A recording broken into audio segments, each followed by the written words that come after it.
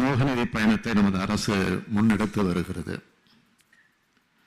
சமுதாயத்தின் அனைத்து தரப்பு மக்களையும் கல்வி மற்றும் வேலை வாய்ப்புகளை பெறுவதில் சம வாய்ப்புகளையும் சம உரிமைகளையும் கொண்டவர்களாக மாற்றுவதன் மூலம்தான் உண்மையான பரவலான பொருளாதார வளர்ச்சி அடைந்த சமுதாயமாக நாம் மாற இயலும்.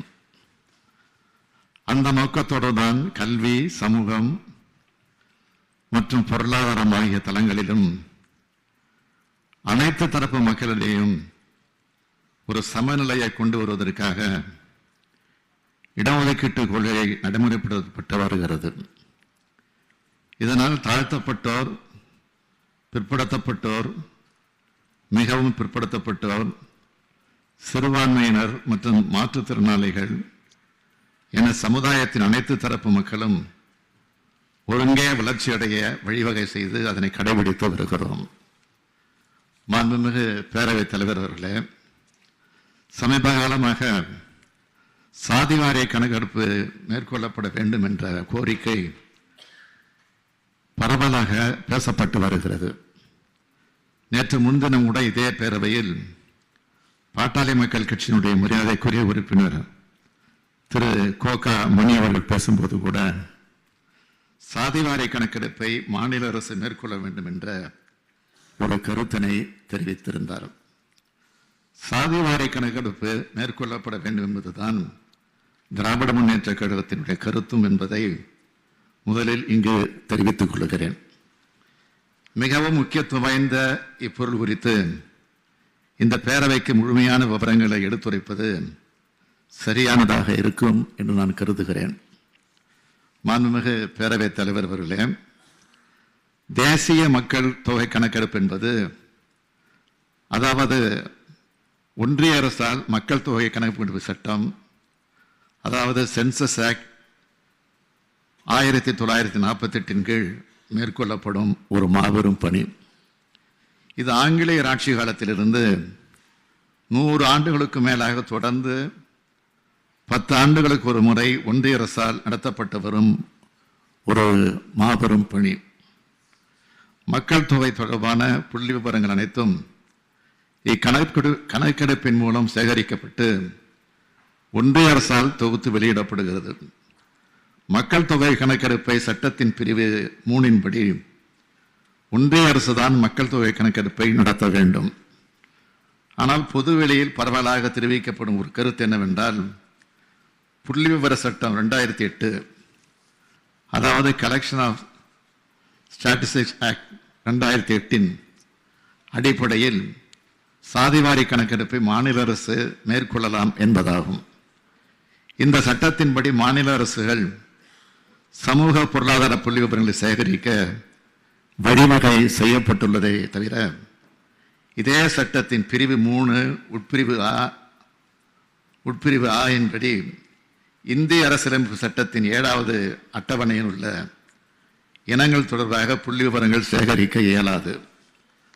அதாவது 7வது அட்டவணையில் தான் மக்கள் தொகை கணக்கெடுப்பு 69வது இனமாக குறிப்பிடப்பட்டுள்ளது. அது மட்டுமல்ல, இச்சட்டத்தின் பிரிவு 32 படி மக்கள் தொகை கணக்கெடுப்பு சட்டம் 1948 கீழ் கணக்கெடுக்கப்படும் மக்கள் தொகை தொடர்பான புள்ளி விவரங்களை சென்சஸ் டேட்டா சேகரிக்க இயலாது என்று மிகவும் தெளிவாக குறிப்பிடப்பட்டுள்ளது. மேலும் இப்பொருள் தொடர்பான தற்போது மாண்புமிகு உச்சநீதிமன்றத்தில் நிலுவையில் உள்ளது. மாண்புமிகு பேரவைத் தலைவர் அவர்களே, இந்நிலையில் பொதுவெளியில் சில தவறாக புரிந்து கொள்ளும்படி 2008ஆம் ஆண்டு புள்ளி விவரங்கள் சேகரிக்கும் சட்டத்தின் கீழ் சாதிவாரி மக்கள் தொகை கணக்கெடுப்பு மேற்கொள்ள இயலாது. சட்டப்படியாக நிலைக்கக்கூடிய கணக்கெடுப்பு என்றால் அது ஒன்றிய சட்டமான மக்கள் தொகை கணக்கெடுப்பு சட்டத்தின் கீழ் தான் மேற்கொள்ள வேண்டும்.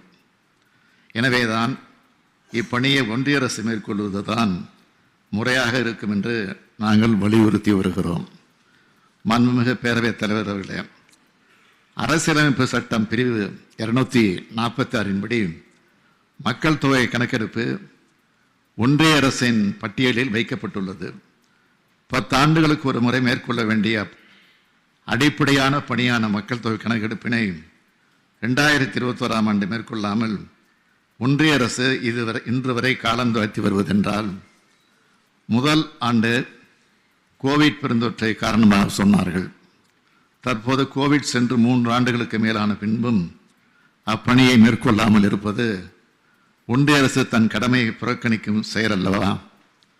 மாண்புமிகு பேரவைத் தலைவர் அவர்களே, நாம் தொடர்ந்து கோரிக்கை வைப்பது மக்கள் தொகை கணக்கெடுப்பை மட்டுமல்ல, அத்துடன் சேர்த்து சாதிவாரி கணக்கெடுப்பையும் உடனடியாக தொடங்க வேண்டும் என்று வலியுறுத்தி கடந்த 22/10/2023 அன்று மாண்புமிகு இந்திய பிரதமர் அவர்களுக்கு நான் கடிதம் எழுதியுள்ளேன்.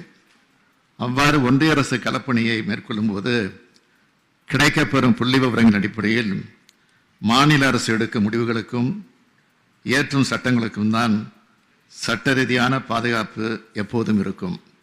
மாறாக அந்தந்த மாநில அரசுகள் ஒரு சர்வே என்ற பெயரில் புள்ளி விவரங்களை சேகரிப்பது, பின்னர் அதன் அடிப்படையில் சட்டங்களை ஏற்றுவது என்றால் அது பின்னொரு நாளில் நீதிமன்றங்களால் ரத்து செய்யப்படும் வாய்ப்புள்ளது. எனவேதான் இந்த காரணங்களின் அடிப்படையில் ஏற்கனவே தாமதப்படுத்தப்பட்டுள்ள தேசிய மக்கள் தொகை கணக்கெடுப்பை ஒன்றிய அரசு உடனடியாக தொடங்க வேண்டும் என்றும், அத்துடன் சாதிவாரியான மக்கள் தொகை கணக்கெடுப்பையும் சேர்த்து நடத்த வேண்டும் என்றும் இந்த பேரவை வாயிலாக பின்வரும் தீர்மானத்தை நான் முன்மொழிய விரும்புகிறேன். தீர்மானம்: இந்திய மக்கள் அனைவருக்கும் கல்வி, பொருளாதாரம், வேலைவாய்ப்பு ஆகிய அனைத்திலும் சம உரிமையையும் சம வாய்ப்பையும் கிடைப்பதை உறுதி செய்யும் வகையில் திட்டங்களை தீட்டி சட்டங்கள் ஏற்ற வழிவகை செய்ய சாதிவாரியான மக்கள் தொகை கணக்கெடுப்பு அவசியம் என்று இப்பேரவை கருதுகிறது.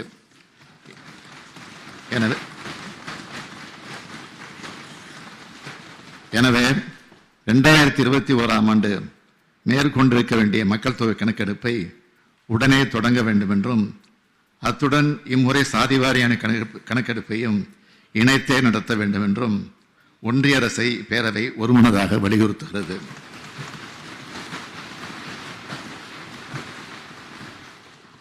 இந்த தீர்மானத்தை மாண்புமிகு உறுப்பினர்கள் அனைவரும் ஒருமனதாக நிறைவேற்றி தர வேண்டும் என்று கேட்டு அமைகிறேன்.